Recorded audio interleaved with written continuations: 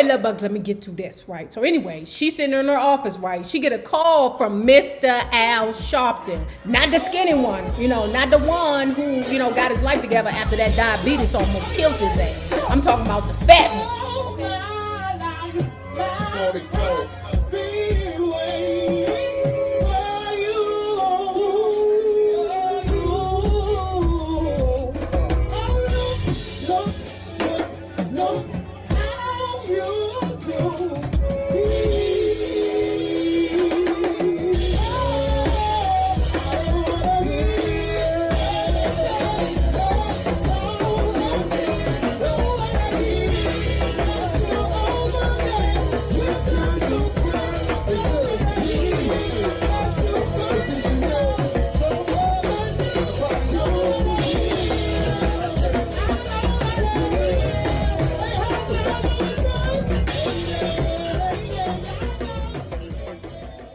Hello there, love bugs. Hello there, bellas. If you have not already done so, please remember to like, share, subscribe, and visit uptopbeauty.com. Today's looky will be our black and gold hearts. Ooh, so retro, so 80s chic. And if you are not already a part of our book club, please remember to hit the Patreon link below and or the join button here on the YouTube, and for a small monthly fee of $5. You babies, yes you, can be privy to all the shenanigans before the YouTube gets it, if the YouTube gets it. We are winding this book down this October 22nd at probably about 7:30. We will be doing the live Q&A cash giveaway. And this time it will be the book club members only. Last time it was open to everyone, so you can't be mad. This time we're going to close it up to the book club members only. That's just the perks of this book club. So now let's continue talking about Booger Berry, me and Motown, the untold story. Let's go. I want you to take over the creative division, feeling a mix of shock, happiness, glory, suspicion, and sympathy for Lee. I stalled for a time. Well, I said, what happened? Almost distracted, Barry said, oh, Lee came over and I told him and he told me, well, never mind, you got the job. Now, Sugar Ray at this point think that she got Booger Berry where she wants him, okay? Because she feels like, oh, I know how to play his game now. No, you don't, girl, because you've been losing the whole damn book, okay?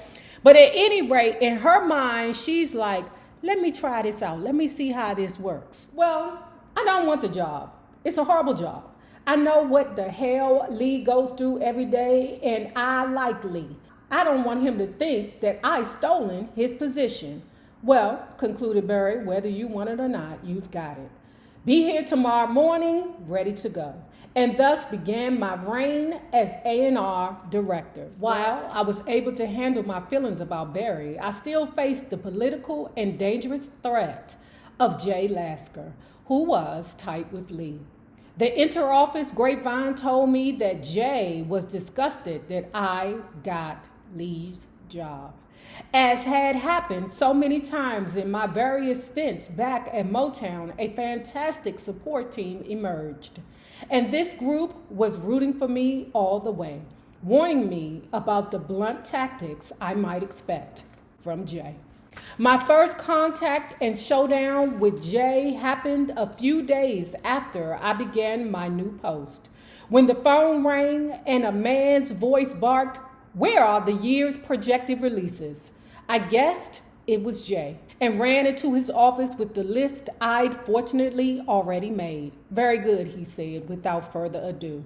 The mega stars at the company were still Stevie Wonder, Smokey Robinson, Rick James, the Commodores, and Lionel Richie, who would soon evolve into one of the music industry's all-time greats. Again, do not call my phone yelling at me, "Your mammy don't work here, bruh." Okay, that might be how you talk to your mammy, okay? You might tell her to bring you your plate of grits and your milk, in the back left corner in the Frigidaire, but you ain't talking to your mammy, bruh, okay? I'm telling you, these people be crazy the way they be talking to you in the work environment, man.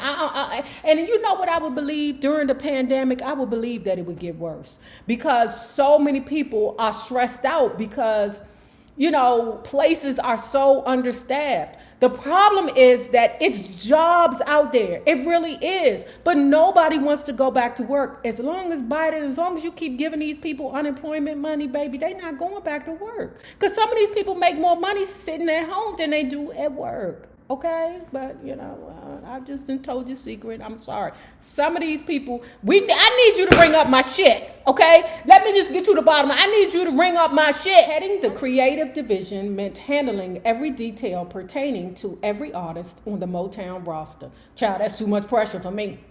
Oh, that's too much pressure. And listen, I'm one person, and let me tell you something. At my highest, I think I had a caseload as a probation officer, like 400, something like that. That shit was too much pressure, okay? I'm like, fuck it. If it fall through the cracks, it fall through the cracks. But they knew.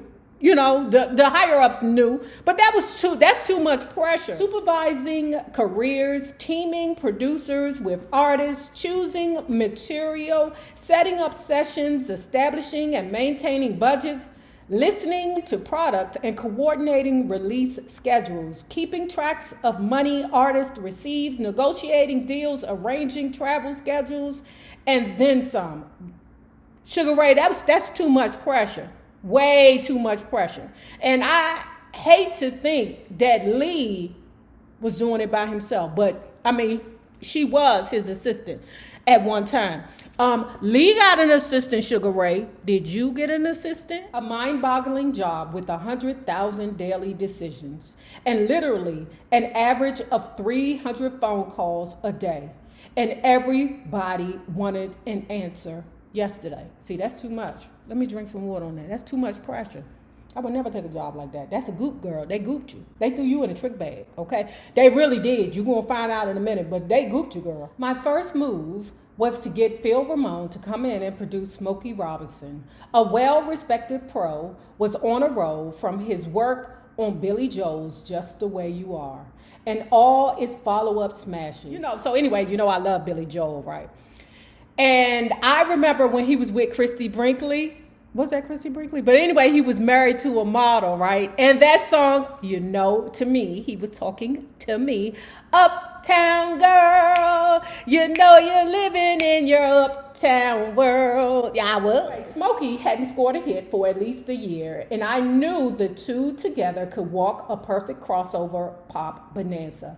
On the telephone, I had Phil all psyched to work with Smokey, and I told him I'd be right back with the particulars. But upon seeking an okay from Barry, I got a nice big flat no, with the explanation that it was unnecessary to go outside of the company for producers, which was exactly what I knew we needed. Girl, okay? And I don't mean to just say girl, right? Because we do have a lot of male book club members, right? Even just to say this, y'all, you know how, you know, this book club is. From time to time, we'll have the people that we're talking about or people that are affiliated with them to contact me and say, hey, you're doing a great job, blah, blah, blah, right? And a producer who worked with a couple of gospel greats, I forget his name, but anyway, he's a blue check guy. Okay, he's from the DMV. Also, actually, he's not from the DMV because where he's from is like way Maryland, right? But at any rate, he just lost his father, okay? And he said that our book club was helping him get through the pain, okay? You know who you are, okay? This is not the fake thing. This guy is a blue check guy, okay? And it warms my heart that what we do here is reaching these people. You know, I mean, it's people that really reach out to us, babies. You know, I don't want to be, you know, like, oh, I got this person contacted me, that person contacted me. It's just amazing for our book club to be the book club that they choose. And this guy, I believe, came in with George Clinton. I think a couple of people came in with George Clinton, okay? But at any rate, To the young man who has recently lost his father, you know who you are, okay? I will tell you this. Over the years, it will never stop hurting. All I can promise you is that it will hurt less. So anyway, little bugs, let me get to this, right? So anyway, she's sitting in her office, right? She get a call from Mr. Al Sharpton. Not the skinny one, not the one who, got his life together after that diabetes almost killed his ass. I'm talking about the fat one, okay? He still got the perm in his head, but Al Sharpton used to be fat. Okay, old greasy big thing, right? No disrespect to the Al Sharpton. I'm just telling you my feelings. Al Sharpton was like, hey, Sugar Ray, Mr. James Brown is interested in your company. She's sweating. Oh, shit.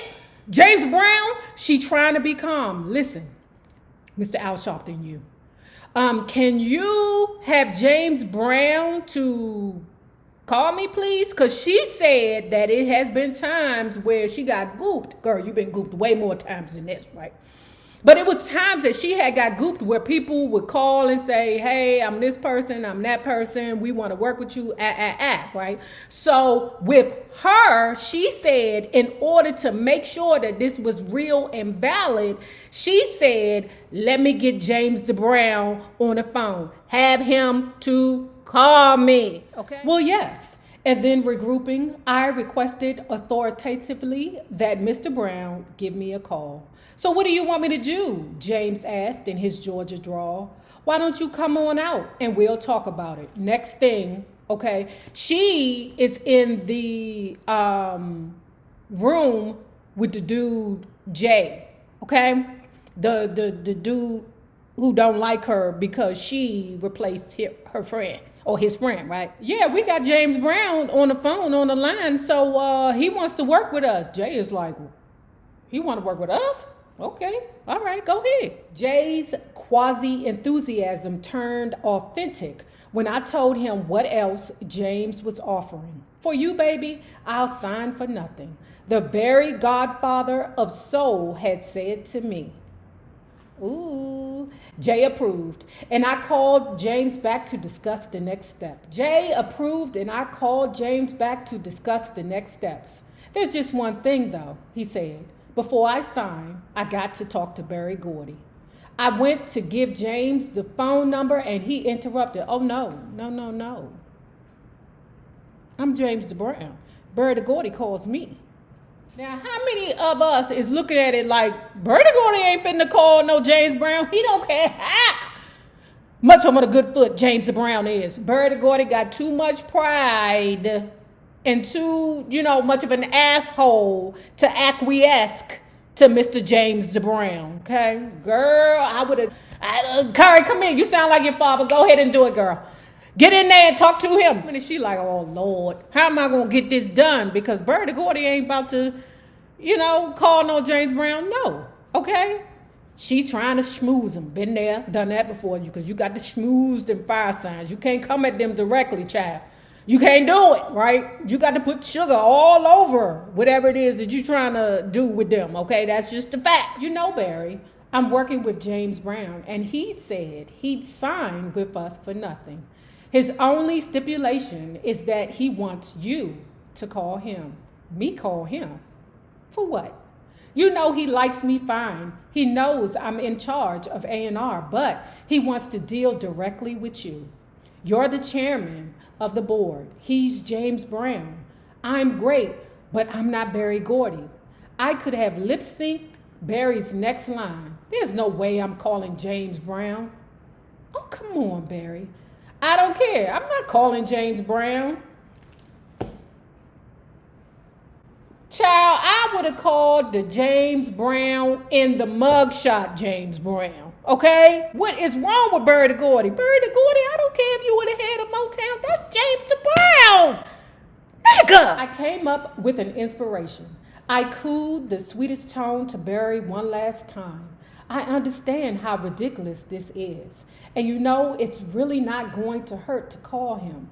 Just give him a little call. He deserves that kind of respect. And he is the godfather of soul. And you must have admired him at one time, Barry. If that ain't sugar, woo! Sugar. I would have done it the same exact way. But I would have brought in 3 strippers, to help coerce his ass into calling James Brown. Because you ain't going to have to ruin this for me, ninja. It's James Brown. So Barry called him. James called me back. And shortly after that, he was out in California. Child, but let me tell you, Barry the Gordy axed the deal, okay? Now, I feel like Barry didn't want to do it because he really and truly just did not want to have to acquiesce to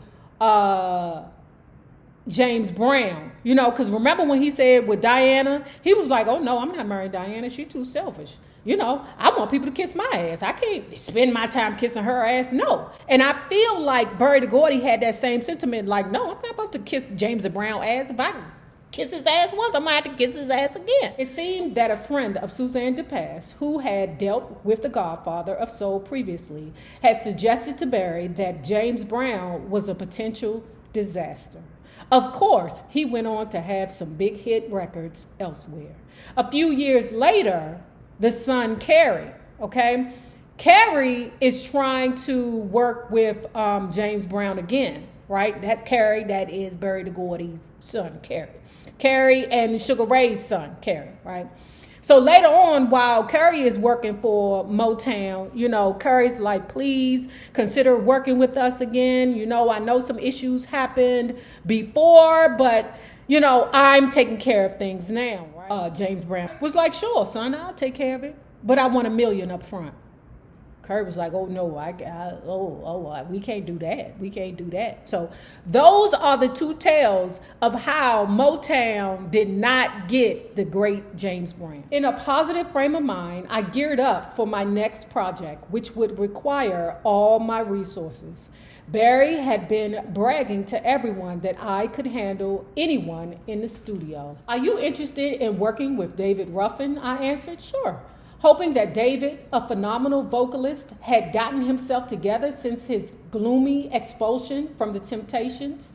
Jay, on the other hand, was opposed to the project from the onset. I don't trust David Ruffin. Are you sure you can handle him? Absolutely, I answered. His post-Temps solo hits were few and far between. My whole world ended the moment you left me. In 1969 and Walk Away from Love in 1975. And in 79, he left for Arista where nothing happened either. After I extracted an okay from Jay, I found out that David had an IRS debt of $50,000 hanging over his head and was about to be thrown in jail any minute. How could he possibly sing with that on his mind, David demanded. I sang my own soothing song telling him not to worry, that after the album was cut, we'd pay his taxes. When David arrived from Detroit, I had accommodations lined up for him in one of LA's finest hotels. I'm saying to myself, why the hell would you do that, girl? Put him in the finest hotel. Girl, you could have put him in the Days Inn, the Red Roof Inn, Piss in the Sink hotels, anything, Cooter's Crib, any damn thing. Because all they do is hole up in the hotel and smoke crack the entire time. You ain't have to pay all that money for his ass.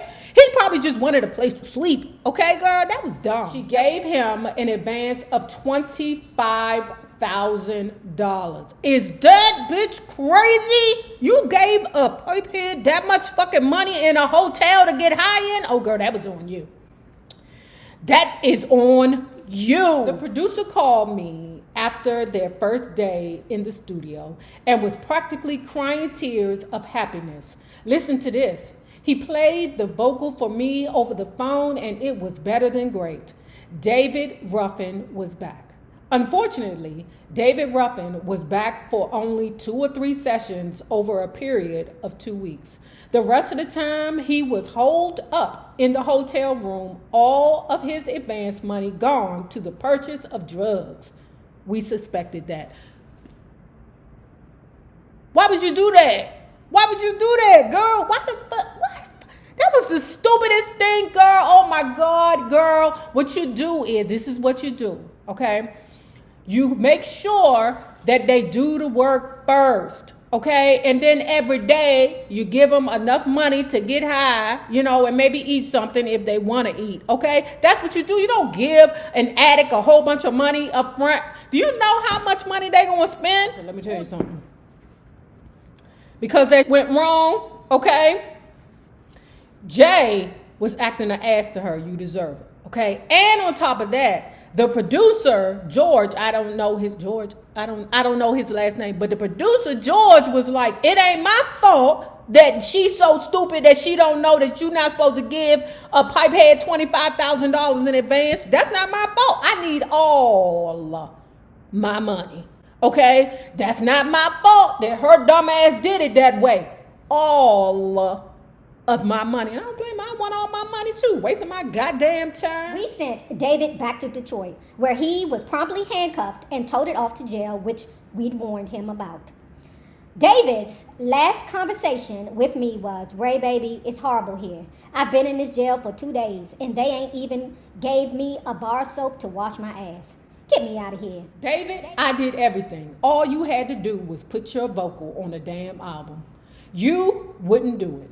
I almost lost my job messing with you. Within a few months, I will be amending my comments. I lost my job messing with you. Girl, that ain't nothing. When they fire you over there, you could consider, like when they give you your walking papers, your pink slip, whatever that is, child. You could just take that shit and put it with the rest. As far as I'm concerned, I don't even know why you would be in your feelings. Because it seemed like Motown pick you up, put you down, pick you up, put you down, pick you up, put you down, stuff you in a corner, maybe stick a dick in your ear. I wouldn't even be like in my feelings every time they hired and fired me. Girl, that ain't nothing. It turned out that Jay had been planning to bring in Steve Barry, his pal from ABC Dunhill, all along, and was just using me to cover the fort until the time. Barry also had known on the morning of his call to me what Jay had in store. So Jay was being a dick to you for no reason. Okay. So I guess the way that Barry the Gordy wanted to fix it was to say to her, how about if I transfer you to my payroll and we start a new production company? Barry Gordy and I were partners again. No, you ain't partners. Y'all just working together because you too dumb to put your name on the paperwork. That year was one of stepping stones to launch Super 3, that's the company. Barry pulled some of the artists from the Motown roster, including Smokey, the latest version of The Temptations, The Four Tops, Charlene, Sarita, and Jean Van Buren, among others. My old pal, Don Fletcher, became my administrative assistant.